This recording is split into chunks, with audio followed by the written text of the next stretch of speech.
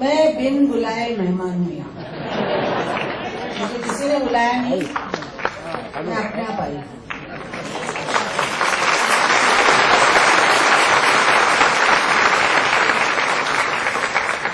ये जो अवार्ड मिल रहा है आनंद जी भाई को और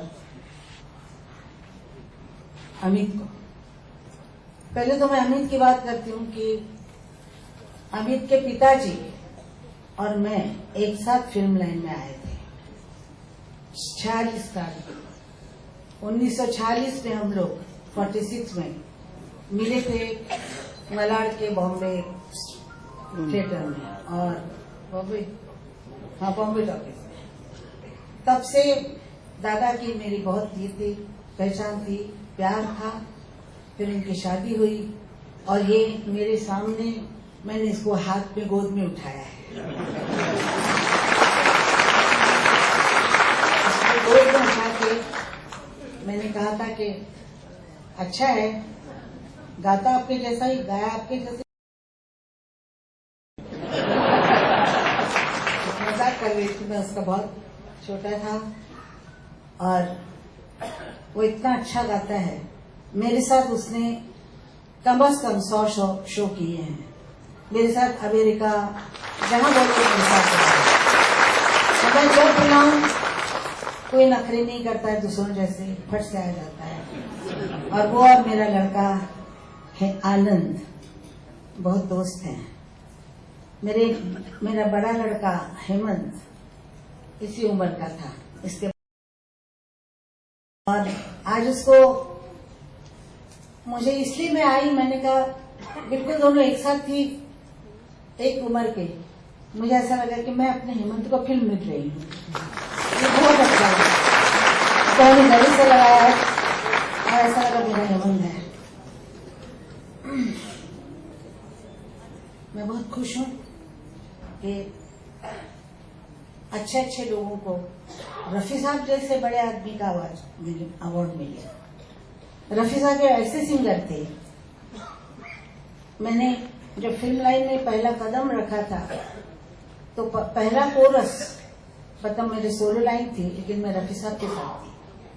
रफी साहब मेरे से पहले आए थे, बाद में मुझे याद नहीं, लेकिन मेरा पहला गाना उनके साथ हुआ था, दूसरा गाना गीता दत्त के साथ हुआ था। वैसे मेरे को फिल्म लाइन में कोल्हापुर में पहले शुरू किया था गाना, आज यहाँ पहुंची हूँ, 72 साल हो गए इस फिल्म लाइन में मैं खड़ी हूँ।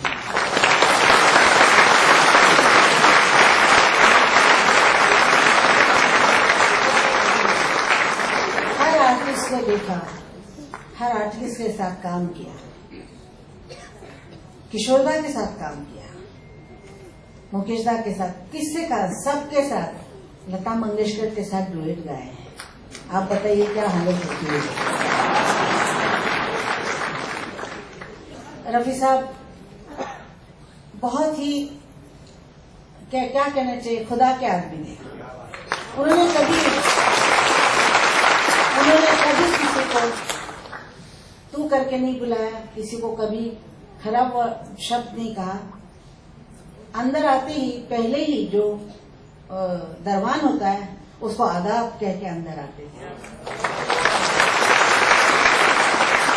उन्होंने कभी, मैं बहुत झगड़ा नहीं हूँ, बिल्ली की तरह मैं झगड़ा नहीं, तो मैं उनसे झगड़ती थी, अरे साहब आप ऐसे क्यों कर रहे हैं, जाने दीजिए आयशा जी, अपना तो ऐसा ही है, अपना बोलते थे हमेशा, कभी ना नहीं कहा, अपना तो ऐसा ही है। और कोई म्यूजिक डायरेक्टर कभी उनको कह दे कि क्या रफी साहब ये ठीक नहीं हो रहा है, रफी साहब ने कभी ऐसा नहीं कहा कि आप क्या कह रहे हैं कि ठीक नहीं हो रहा है, मैंने बराबर ही कहा, ऐसा कभी नहीं बोलते थे। बोलते थे अच्छा जी मैं ठीक कर लूंगा, मैं चिढ़ती थी, क्या ठीक कर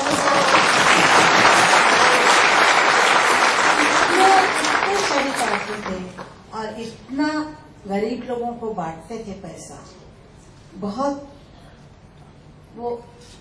मैंने जिसे बोला ना खुदा के आदमी, उन्होंने बहुत लोगों के लिए किया, गरीब लोगों को बहुत देते थे।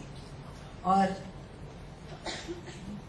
जब शीर खुरमा आ जाता था तो मैं बोलती थी ईद है आज, तो मेरे घर उनके यहाँ से आता था शीर खुरमा, जरूर आता था। और मेरी बदकिस्मत ये, 3 दिन पहले उनके जाने से उन्होंने मुझे कहा, अच्छा जब परसों मिल रहा है अपना डुएट है गाना भूलेंगे नहीं ना आप? मैंने कहा नहीं, मुझे पक्का याद है, आप तो गाते ही जा रहे, कितने साल से गा रहे, 900 गाने आपके साथ गाए हैं। मैंने मतलब तब ये नहीं बोला मैं गाते गा रहे, कितना गाया, हर जबान में गाया। बस ये लोग यादें छोड़ जाते हैं अकेले रोने के लिए, अकेले में रोना। मैं हमेशा रफी साहब ऐसे सिंगर, बहुत भगवान बनाता है फिर भूल जाता है कि मैंने आवाज क्या बनाई थी इसकी। इसका गाना मैंने इसको गले में जो डाला वो क्या कौन सा मशीन था वो उसको भूल जाता है। वैसे किशोर दा को भूलना बहुत मुश्किल है। रफी किशोर ये दोनों नाम फिल्म लाइन में बहुत इज्जत से लिए जाते हैं और हर आदमी की गर्दन झुकती है उनके सामने। मैं हमेशा बोलती हूँ कि अब आपको बताती हूँ कि गाने के पीछे कुछ ना कुछ कहानियां होती हैं। टाइम है ना आपके पास? तो मैं मुख्यमंत्री जी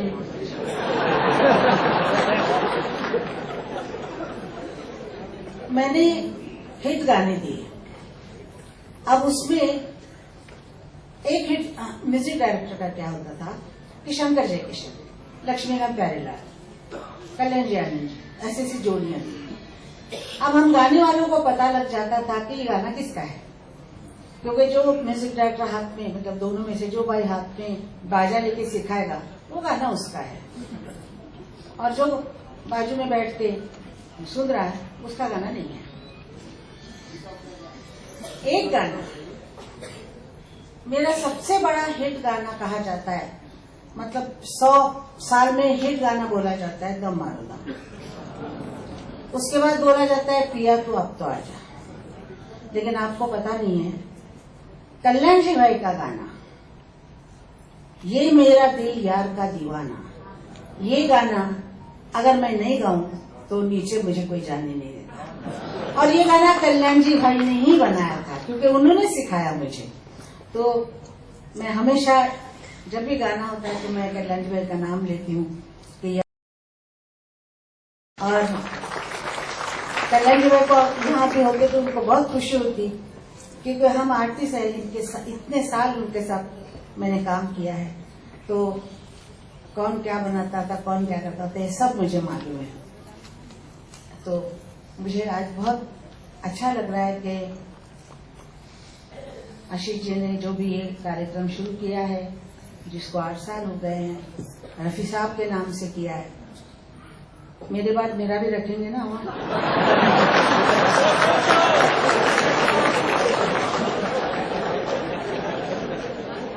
क्या मालूम, ये सब क्या कहना चाहिए, क्या लोग मेरा अवार्ड रखेंगे तो यहाँ मीना जी बैठी है, जिनका पहला गाना मैंने गाया अभी तक शायद कोई भूला नहीं है।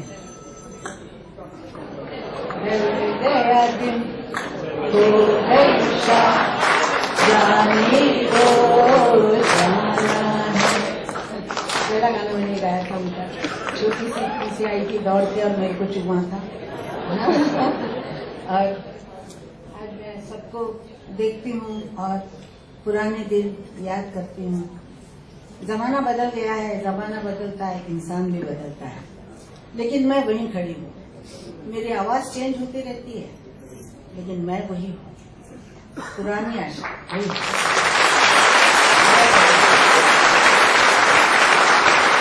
लोग दल बदल करते हैं, टोपियां बदलते हैं, मैं अगर आवाज बदलूं तो क्या होगा?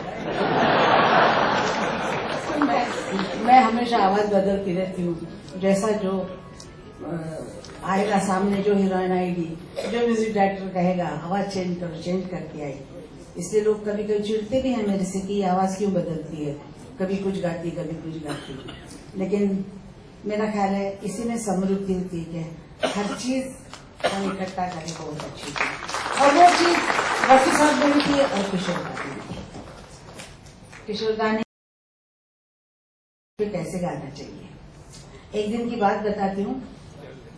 ये सामने बैठा था, कलकत्ता में हमारा शो था, और शो में मैं और वो दोनों गा रहे थे, हाल कैसा है जनाब का, तो मैं ऐसे ऐसे करके नाच रही थी। तो इसने सामने से बाप को कहा, सामने से, मैं समझ गई ये बंगाली की कुछ तो बंगाली में नजर ऐसे ऐसे की पीछे। उन्होंने कहा अच्छा ये बात है, गाना शुरू किया उन्होंने, ईना मीना डी का ये चालू किया और लेट गए नीचे, दोनों पैर पीछे करके ऐसे और ईना मीना डी का गा रहे हैं। मेरे को हम ऐसे करके बोलते अब तू क्या करेगी। मैं पूरा गाना वही गा गया और वो बच्चे जैसा कुलाटिया ले लेके गाना गाए थे। ऐसे इंसान, ऐसे आर्टिस्ट अब नहीं, मैंने नहीं देखा कोई ऐसा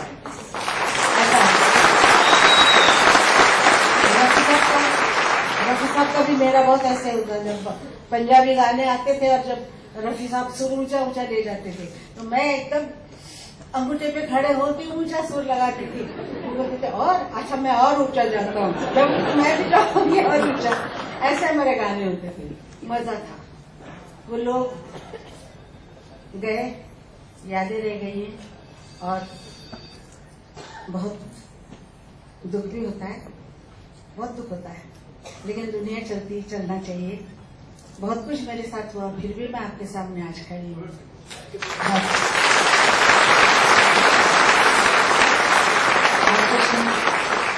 यहाँ पे हमारे जो सारे महाराष्ट्र को संभालने के लिए जो आए हैं, उनसे मैं यही कहूंगी कि खूब आपको तकलीफ होगी, लेकिन खूब तकलीफ करके हमारा महाराष्ट्र साफ कर दीजिए।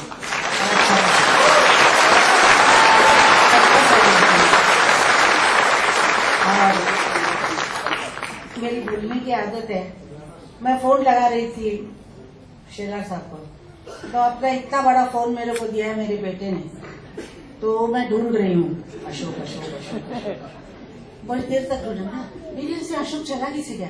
तो मैंने अपने ड्राइवर से पूछा, अरे उनका नाम क्या है, जो शेलार हैं जो अपने घर में आए थे एक दफा मिले, त्यांचं नाव आशिष आहे। तू काय झाला मागा सांगितलं नाही तू, तुम्ही आम्हाला विचारलंच नाही, आम्ही काय करायचं। बरेच दिवस अशोक अशोक शोधत होते मी, शेवटी आशिष सापडला, सापडल्याबरोबर फोन केला, म्हटलं मी येते।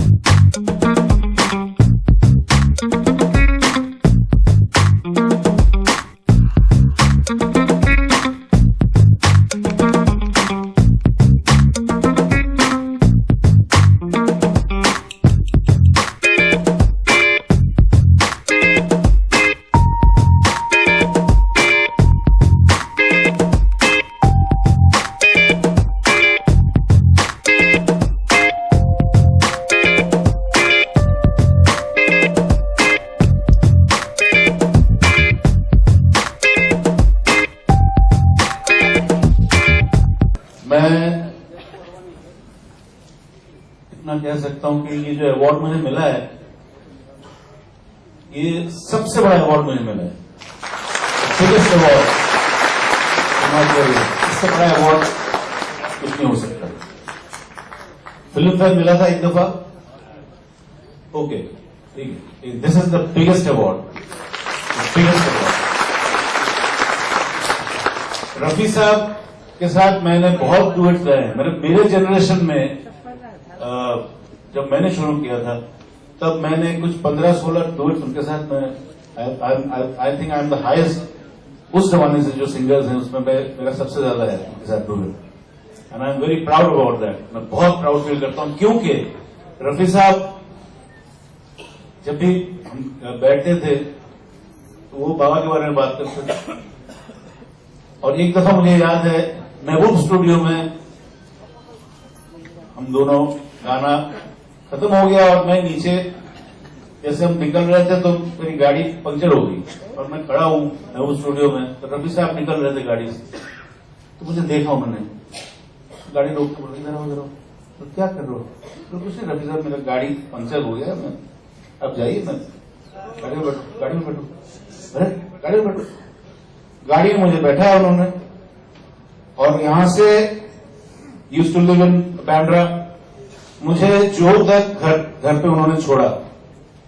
मैंने कहा रवि साहब क्यों ऐसा कर रहे हो आप? नहीं चलो पूरा घर तक छोड़ा गेट तक मेरा अंदर आइए बाबा थे अंदर मेरे पिताजी बोला आप दादा है वहां पे हाँ मैं बाद में बोलूंगा मुझे मालूम है अंदर नहीं आया। मैंने रवि साहब ऐसा मत कीजिए मुझे बहुत मार लगी। नहीं मैं फोन कर लूंगा। उसके बाद मैं जाके बाबा को बताया फिर बाबा ने बोला क्या तुमने रफी साहब को बाहर से जाने दिया फिर फोन किया फिर दोनों में ठीक हो। मतलब ये इस किस्म के इंसान मैं जिंदगी भर नहीं भूल सकता। और इस बार कलकत्ते में 70s में 71 में मैं गाना गा रहा था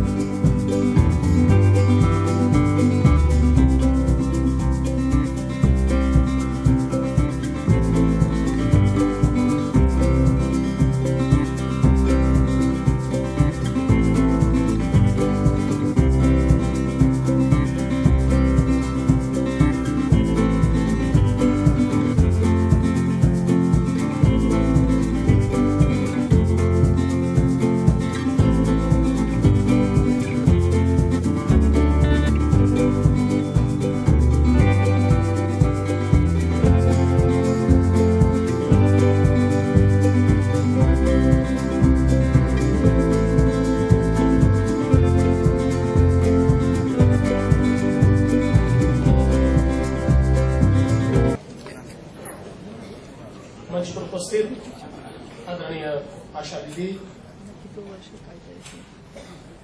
साथ में उपस्थित सम्मानीय शांताबेन आनंद जी, नसरीन जी, आफरीन जी, लीना चंदावरकर जी, जिन्हें पुरस्कार मिला, ऐसे हम सभी के लाडले अमित कुमार जी, इस कार्यक्रम को पिछले 8 वर्षों से जिन्होंने आयोजित किया, वो आशीष शेलार जी, श्रीमती प्रतिमा शेलार, यहाँ उपस्थित सभी बहनों और भाइयों, मंच पर बैठे हुए इतने सुरीले लोगों के बीच और सुरों की महफिल में मुझे भाषण देने के लिए कहा है, तो मैं ऐसा मानता हूं कि वैसे सुरों में असुरों का कोई काम नहीं होगा। और आज की इस अवार्ड फंक्शन में आशा जी ने इसको जिस प्रकार से एक ऊंचाई दी है, ऐसा लगता है कि उसी ऊंचाई के साथ उन्हीं भावनाओं में हम लोग इस कार्यक्रम को संपन्न करें। मैं आशीष जी का बहुत बहुत अभिनंदन करना चाहता हूं कि उन्होंने रफी साहब की याद में ये अवार्ड यहाँ पर फंक्शन शुरू किया और लगातार पिछले 8 वर्षों से वे इसको कर रहे हैं।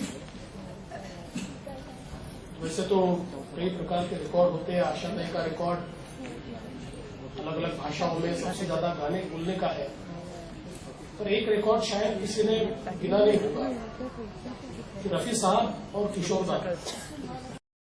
इंस्पायर होकर उनके जैसे गाने वाले और उनके गाने गाने वाले कितने लोगों ने ऑर्केस्ट्रा शुरू किया।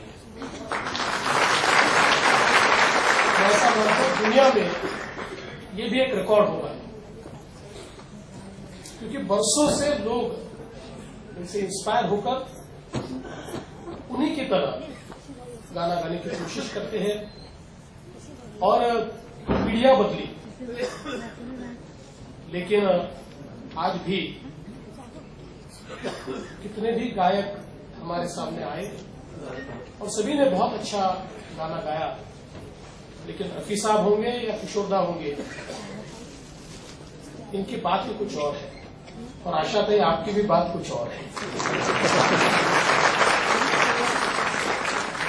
आशा ताई ने ये कहा कि इस गाने के बिना महफिल पूरी नहीं हो सकती, इस गाने के बिना महफिल पूरी नहीं हो सकती। आशा ताई, जिन गानों के बिना आपकी महफिल पूरी नहीं हो सकती, ऐसे गाने अगर आपने गाना शुरू कर दिया तो 1 महीना तो महफिल पूरी नहीं हो सकती। आज इस मंच पर आशा ताई है, लीना चंदावरकर जी है, अमित कुमार जी है। मुझे बहुत खुशी है कि ऐसे सारे लोगों के साथ यहाँ पर उपस्थित रहने का मौका मुझे मिला। रफी साहब जो शायद हमारा एक सुनहरा सपना था, और मैं ऐसा नहीं कहूंगा कि वो सपना टूट गया क्योंकि रफी साहब नहीं रहे, लेकिन उनकी आवाज ये तो हमेशा और सदियों तक हमारे बीच रहेगी। और जब जब हमें खुशी का मौका मिलेगा, जब जब गम का मौका आएगा, ऐसे हर समय एक आवाज हम सभी को प्रेरित करेगी और वो होगी रफी साहब की। इसलिए उनको आज के इस मौके पर बहुत बहुत आदरांजलि अर्पित करता हूं। और अमित कुमार जी और आनंद जी जो हमारे बीच आज नहीं आ पाए, लेकिन मुझे विश्वास है कि जल्दी वो स्वस्थ होंगे, और इसलिए इन दोनों का बहुत बहुत अभिनंदन करते हुए अपने शब्दों को विराम देता हूं। धन्यवाद।